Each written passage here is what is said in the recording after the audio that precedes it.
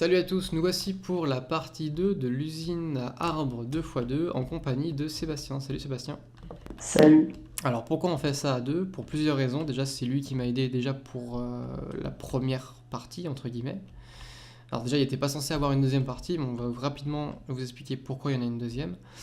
J'avais dit à la fin de la première partie de l'usine à arbres que je n'arrivais pas à installer un bud switch qui va détecter automatiquement la pousse de l'arbre, et grâce à Sébastien, c'est chose faite. Donc je te laisse expliquer juste après l'intro.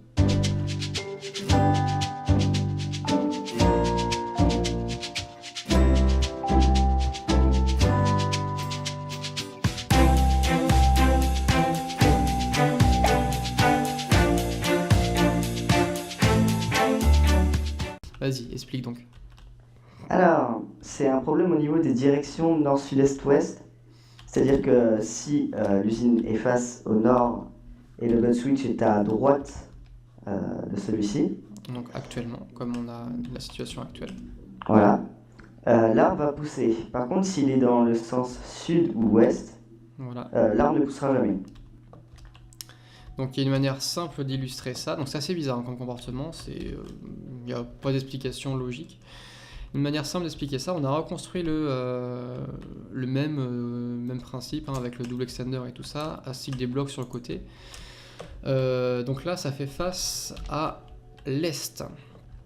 Parce qu'en fait, ça marche pour le nord, mais ça marche aussi pour l'est. Par contre, ça ne marche ni pour le sud, ni pour l'ouest.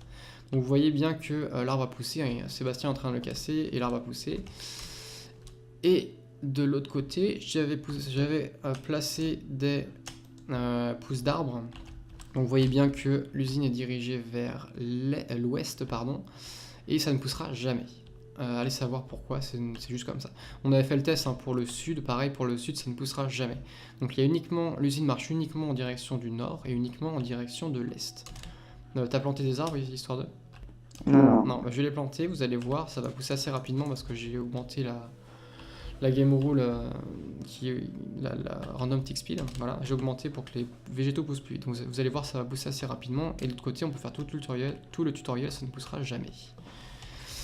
Donc j'enlève le F3, et maintenant on va passer à l'explication du bud switch, et rapidement aussi, bah, vous voyez l'arbre a déjà poussé, hein, comme quoi, et puis là-bas ça ne poussera pas, hein. Ça fait déjà un moment que c'est planté.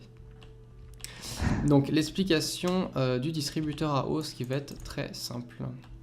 Alors nous voici au niveau des plaques de pression qui vont activer tout simplement le dispenser à hausse.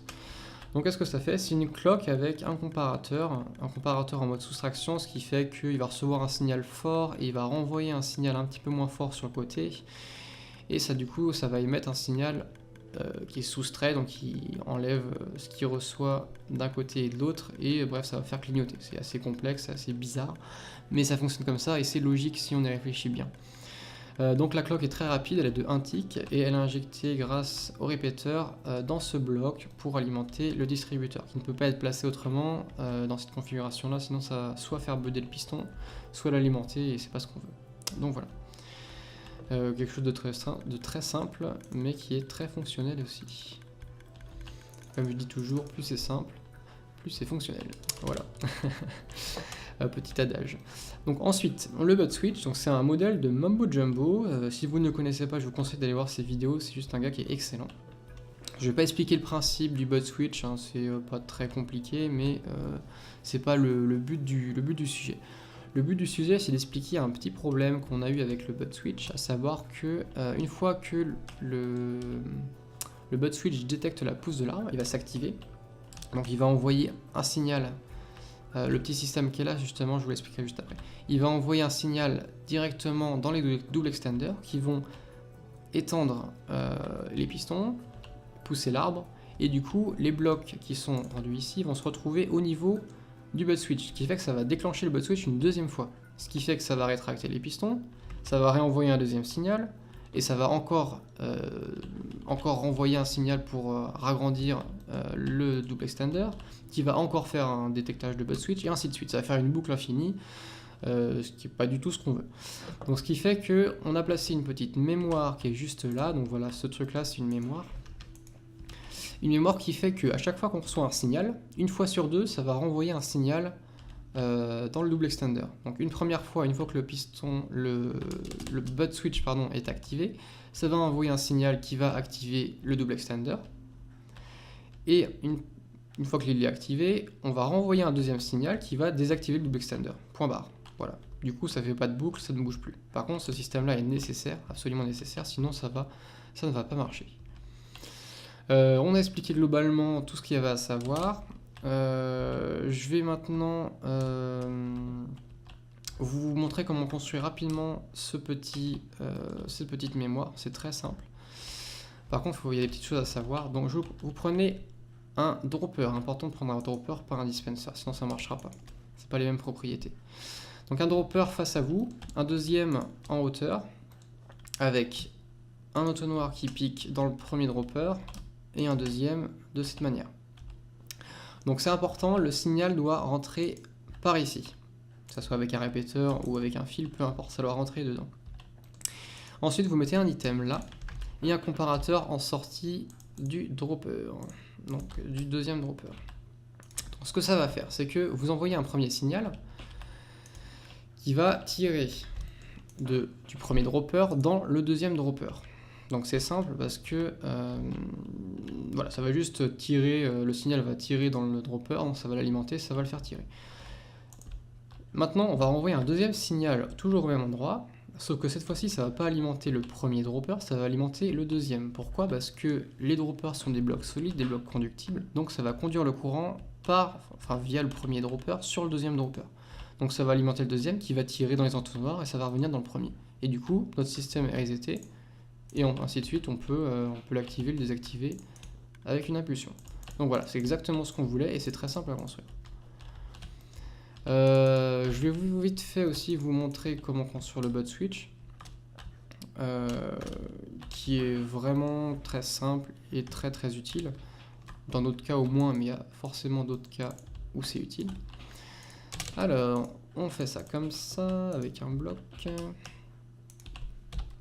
Que je me munisse de ce qu'il faut quand même. Après, je vais quand même vous expliquer un petit peu comment ça marche aussi, parce que c'est vraiment pas compliqué et c'est quelque chose de très pratique dès qu'on s'intéresse au butt switch. Sachant qu'il y a deux configurations possibles pour ce butt switch, je vous les expliquerai juste après. Voilà comment ça marche. Donc, ce butt switch, comment ça marche déjà un butt switch? Je vais le réexpliquer très rapidement, très sommairement.